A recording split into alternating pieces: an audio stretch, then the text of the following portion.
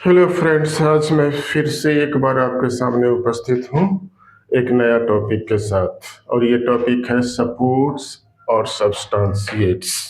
ये टॉपिक आपको पता है कि एनालिटिकल रीजनिंग में आता है और इससे एक क्वेश्चन रहेगा। आपको पता है कि पूरे एनालिटिकल रीजनिंग से बैंक पीओज में 5 क्वेश्चंस आते हैं। ये टॉपिक भी बहुत ही इम्पोर्टेंट है।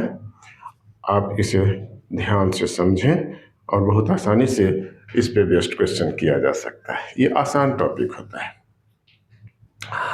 तो पहले आप समझ लें कि सपोर्ट और सब्सटेंशिएट का मतलब क्या है। जैसे सपोज करें कि आपको कोई स्टेटमेंट दिया गया है और वो स्टेटमेंट को पढ़ करके आपको समझना है कि ये कहता क्या है, और फिर आपको 5 ऑप्शन दिए जाएंगे कि ये जो स्टेटमेंट है इसके फेवर में या इसके सपोर्ट में दिए गए ऑप्शंस में कौन सा है। तो आपको ऑप्शंस को बहुत ही सावधानी से पढ़ना है, देखना है कि जो दिया गया स्टेटमेंट है या आर्गुमेंट है या जो प्रमाइस है उसके फेवर में है, उसके सपोर्ट में है, उसी के जैसा है। तब आप उसको समझेंगे कि ये सपोर्ट कर रहा है या सब्सटेंशिएट कर रहा है। अगर उल्टा लिखा है, अपोजिट लिखा है या कंट्राडिक्टरी लिखा है ऑप्शन, तो आप समझ लीजिएगा कि ये निगेट करता है।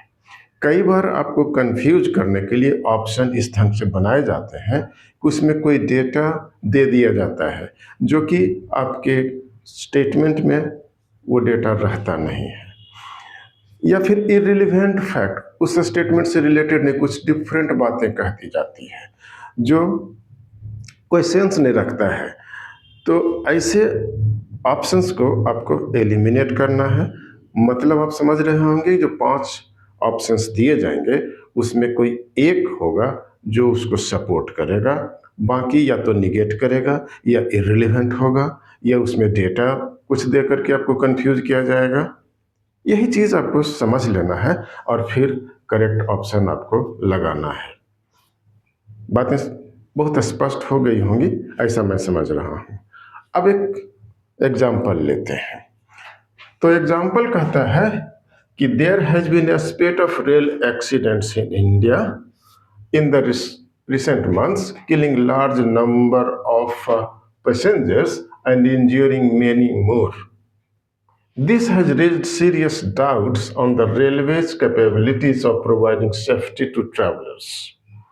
बिल्कुल आसान है, आप हिंदी में समझ गए होंगे कि हाल के महीनों में रेल एक्सीडेंट की अनेक घटनाएं घटित हुई हैं जो रेलवे के कैपेबिलिटीज पे क्वेश्चन उठाता है कि ये सेफ्टी मेजर्स देने में विफल रहा है। ये क्वेश्चन उठाता है। अब स्टेटमेंट तो क्लियर है। अब जरा इसको हम एक एक करके इसके ऑप्शंस को देखते हैं। पहला ऑप्शन है, Indian railways is known for providing best comfort to its passengers. अगर ये बेस्ट कंफर्ट्स पैसेंजर्स को दे रहा है जैसा कि ऑप्शन में कहा है, तो फिर एक्सीडेंट कैसे? तब तो एक्सीडेंट की घटना होनी नहीं चाहिए थी। तो ये स्टेटमेंट तो एकदम से उल्टा है, कंट्राडिक्ट कर रहा है, ये निगेट कर रहा है। दूसरा, we people have no option other than travelling by rail over long distance.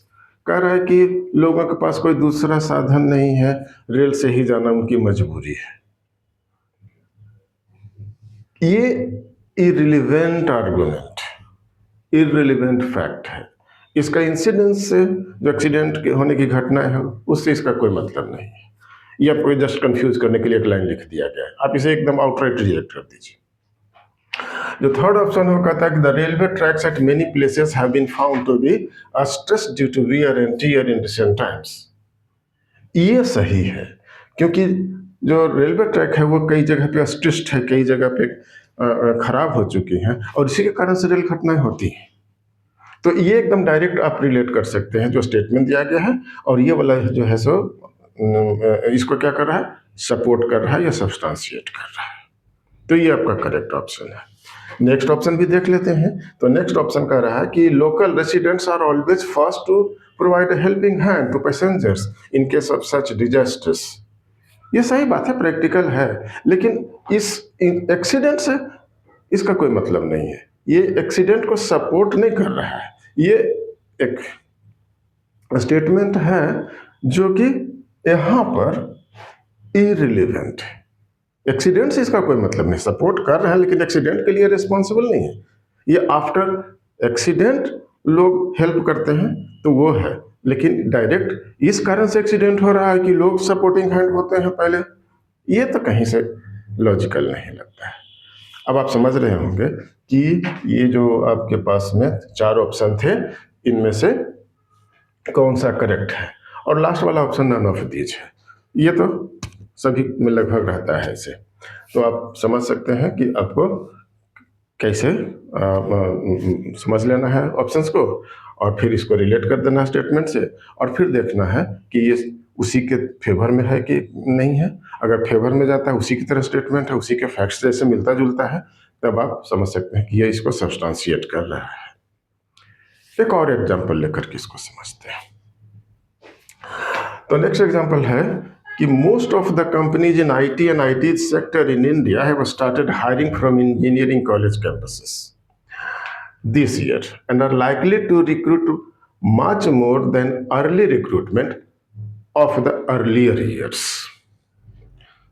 Which of the following substantiates the facts stated in the above statement? ये भी क्वेश्चन पूछ रहा है कि कौन सा जो ऑप्शन है वो सब्सटेंशिएट करता है इस स्टेटमेंट को। और इस स्टेटमेंट का मतलब आप समझ रहे होंगे कि अधिकांश जो कंपनी है आईटी और आईटी सेक्टर्स की, उन्होंने इंजीनियरिंग कॉलेज कैंपसेस से लोगों को हायर करना शुरू किया है, और इस साल जो है ज़्यादा ही रिक्रूटमेंट होगा। हिंदी समझ पाए? अब इसका जरा ऑप्शंस देख लेते हैं। ये ऑप्शंस क्या कहता है कि IT and ITs are the only sectors in India which are hiring from engineering college campuses. क्या लग रहा है, ये करेक्ट है? क्या यही एक सेक्टर है जो इंजीनियरिंग कॉलेज से हायर कर रहा है? ऐसा तो नहीं है, दूसरे सेक्टर्स भी इंजीनियरिंग कॉलेज कैंपसेस से हायर करते हैं। तो ये कहना कि IT and ITs are the only sector in India which are hiring from engineering college campuses, ये तो एकदम से सही नहीं है। तो आप इसको आउटराइट रिजेक्ट कर दीजिए। सेकंड ऑप्शन है government has stepped up recruitment activities after a gap of 5 years। क्या ये डेटा कहीं पे लिखा है इसमें? तो जब ये डेटा नहीं लिखा हुआ तो फिर आप कैसे इसको हम मानेंगे कि सब सपोर्ट कर रहा है या सब्सटेंशिएट कर रहा है? इसमें तो डेटा ही नहीं है। तो ये जस्ट कंफ्यूज करने के लिए इस ढंग से क्वेश्चन में ऑप्शन बना करके दे देते हैं कि चलो स्टूडेंट को फंसा देते हैं, लेकिन आपको फंसना नहीं है। थर्ड ऑप्शन देखिए, the ITs and ITS companies have now decided to visit the engineering college campuses for tier 2 cities in India as well। ये सपोर्ट करता है कि दूसरे जो टीयर 2 सिटीज हैं उनमें भी IT और कंपनी जो है वो डिसाइड किया है कि वहाँ से भी कुछ स्टूडेंट्स का ये को चुना जाएगा और फिर उनको जॉब दिया जाएगा। तो ये सही है। नेक्स्ट ऑप्शन भी देख लेते हैं। The availability of qualified engineers will substantially increase in the near future. ये क्या है? ये सपोर्ट कर रहा है? ये सपोर्ट नहीं कर रहा, बल्कि एक एजम्पशन है कि ऐसा करेगा, इंक्रीज कर जाएगा। क्या इंक्रीज कर जाएगा? तो क्वालिफाइड इंजीनियर्स रिसेंट फ्यूचर में। तो ये एजम्पशन है, ये सपोर्ट नहीं कर रहा है, ये सब्सटेंशिएट नहीं कर रहा है। और जो फिफ्थ ऑप्शन है वो है नन ऑफ दीज। तो अब आप समझ पाए होंगे कि इसमें करेक्ट ऑप्शन क्या है। तो करेक्ट ऑप्शन है 3, बाकी सभी आपको कंफ्यूज करने के लिए दिए गए थे, आपको कंफ्यूज नहीं होना है। समझ पाए होंगे? एक और एग्जांपल लेते हैं सो दैट कि आपका एकदम से क्लियर हो जाए आइडिया कि कैसे आपको ऑप्शन सिलेक्ट करने हैं। सपोर्ट और सब्सटेंशिएट से रिलेटेड अगर कोई क्वेश्चन आपको आता है तो देखते हैं नेक्स्ट जो एग्जांपल है वो क्या कहता है। तो despite a strong opposition from the social activist of village x the pollution control board renewed the license of a coal depot to operate coal handling barely 1 kilometer away from the village. मतलब समझ पाए होंगे कि opposition के बाद भी pollution control board ने क्या किया कि एक लाइसेंस दे दिया है कोल डिपो को हैंडल करने के लिए।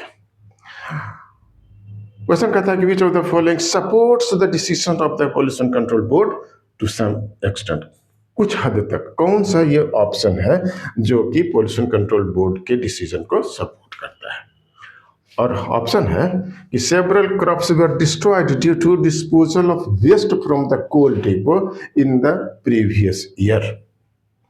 ये तो निगेट कर रहा है, सपोर्ट नहीं कर रहा है, ये तो निगेट कर रहा है। सेकंड जो है स्टेटमेंट ऑप्शन वो है maintenance cost of roads in village X has increased due to transportation of coal. क्या सपोर्ट कर रहा है? ये भी निगेट कर रहा है। क्या निगेट कर रहा है कि maintenance cost of roads in village X has increased, ये निगेट कर रहा है। थर्ड ऑप्शन देखते हैं, the depot provides employment for nearly 70% of the people in the neighbouring areas. ये पॉजिटिव बात है, तो ये सपोर्ट कर दे रहा है। तो आपका ये ऑप्शन यही करेक्ट है। बाकी दोनों को भी देख लेते हैं।